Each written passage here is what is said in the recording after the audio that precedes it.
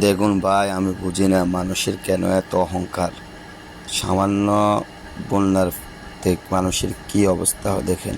সমস্ত মানুষের ঘর বাড়ি গাছপালা যা কিছু আছে সব কিছু বন্যার পানির সাথে এবং মাটির সাথে সব কিছু ভেঙে চুরে একাকার হয়ে যাচ্ছে। মানুষ তারপরে কেন জানি এত অহংকার করে। সবাই অহংকার থেকে দূরে থাকবেন। আল্লাহর কাছে সবাই দোয়া করবেন, আল্লাহ যেন সবাইকে হেফাজত করে।